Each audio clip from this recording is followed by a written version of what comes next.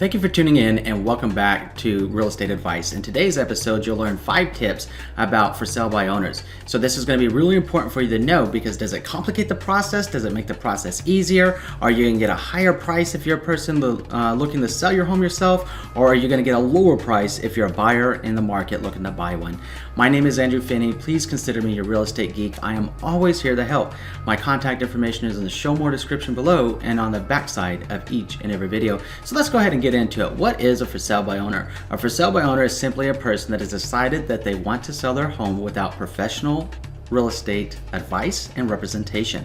There can be pros and cons of this, so the next 5 tips are things that you want to keep in mind whether you're that buyer or whether you're that person considering a for sale by owner. So number 1 is most for sale by owners will actually compensate your buyer broker agent. So if you're a buyer in the market and you see maybe you're on Zillow or you're on Realtor, you're on Redfin, you're on a for sale by owner site or something, and you see a home that's not in the multiple listing service on that custom search that your real estate agent set up for you, then just ask your real estate agent to give that for sale by owner a call. If you have that person's information, share it with your agent. Your agent will make that call, set up a time to see that property and check it out and see if it's going to be right for you. So that brings us to point 2. The second tip is not to think of a for sale by owner home differently, because sometimes a for sale by owner just might be putting it on the market themselves because their margin to sell is so low.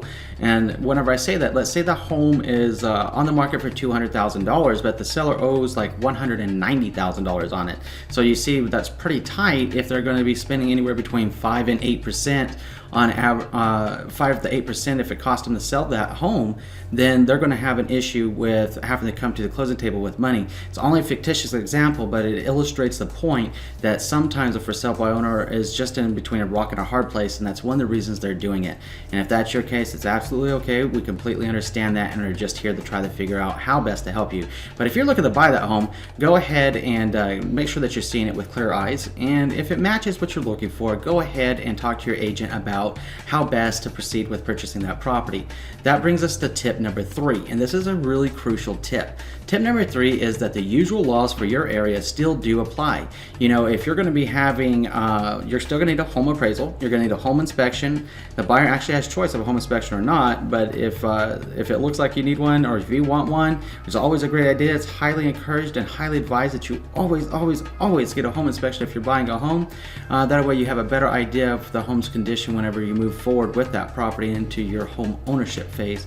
But you're still going to have home appraisals. The home's still going to have to meet funding guidelines. If you have a VA loan, FHA loan, USDA loan, or conventional loan, it's still going to have to meet the guidelines to pass the appraisal process, and it's still going to have to appraise. So let's go back to our example of the $200,000 home. If that home is listed by the for sale by owner for $200,000 and that home appraises for $190,000, then it's important that the for sale by owner understands that a buyer cannot get more money than a home is appraised for. And very few buyers, and especially I'm talking to you now if you're a for sale by owner, very few buyers actually have an extra 10 grand laying around they could pay above and beyond purchase price. So think about it. I mean, do you have the 10 grand? Because if you do and it's just laying around and that's what you want to do, then hey, rock on. I mean, just treat people with some common respect and common courtesy here, and just understand not everybody has the financial wherewithal just to come out of pocket and pay 10 grand over an appraised value. And even if they could, and you put the same shoes on your feet, right? You put yourself in their shoes.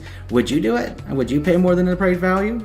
Because if you're a for sale by owner, you're probably thinking, no, I'm not doing that. Then don't expect a buyer to do it. So it's important to understand that usual laws do apply, and that as do the rules with the lending programs. That brings us to point number 4, which is oftentimes a for sale by owner's price could just be skyrocket crazy and in fantasy land. I have seen that before, and the reason that this happens is sometimes for sale by owners are all too happy to get as many real estate agents to come by with a professional comparative market analysis, take a grouping and assessment, and say, hey, I want $300,000 for my home and it's worth $200,000. Look, that doesn't happen. Well, I'm waiting for the right buyer to come into my market and they're going to buy my house cash because that's what they're doing. No. You got more chances of being eaten by a shark or winning the Powerball. I mean, I'm just being honest with you. So a lot of times it's important, if you're looking to buy that property, understand that the property may be seriously out of line with the market realities of the pricing in that area. And if you're the for sale by owner and you actually want to do it successfully, then you're going to need to price your home to the market. And Zillow and places like that aren't going to, they're good starting places, but they're not going to give you a good indication of what your true comparable value is. There's a lot of factors that go into that. So it's important to understand that as well. That's why statistically 94% of people that begin a for sale by owner process actually end up listing with a professional real estate agent to help them get their home sold. 94%. That's the odds. So tip number 5 is keep your mind and your eyes open. So this is going to be important to you whether you're the for sale by owner or if you're the person looking to buy that for sale by owner property. Now let's address why it's important for the person on the for sale by owner side. You also need to understand that you have no agent representing you. And with no agent representing you your best interest, then you're going to get a buyer agent that's only going to be representing the best interest of that buyer. It's in their best interest to drop your price and use anything that you say and share anything that you say with the buyer if it's going to put them at the advantage. It's our fiduciary duties to actually do that and uphold our client's best interest. The way that you protect yourself is you get a professional listing agent and they can represent your best interest and have fiduciary duties with you. If you're a buyer, it's important to keep your eyes open. That way you can see what's going on. The seller, the for sale by owner might say, hey, everything looks good, my price will be good, I did this, I did this, I did this, I did that. But then you get your home inspection and maybe it doesn't look like they did this and this and this and that, and you're going to need to ask for repairs and such. Just be aware of it, because whenever you get out there, and in reality, from some for sale by owner circumstances can be great. Often there are times that they can be a nightmare. So just be aware of what you're getting yourself into. Go in with a clear mind, open eyes, and leave your dreams and emotions at the door so that you can keep your logic intact and know what you're doing and be in complete control of your actions and your thought process at all times. If you have any questions about this, I'm going to put my contact information up. Please feel free to reach out to me at any time. Even if you just want to say hi, I always enjoy hearing from you. If you learned something new from this video, I'm going to ask you to do 3 things. Number 1, please subscribe to this channel. Number 2, please like this video. And number 3, please share this video around with someone you know is going to be able to help. Thank you so much for watching today. We'll see you next week with another episode of Real Estate Advice. Enjoy a fantastic day.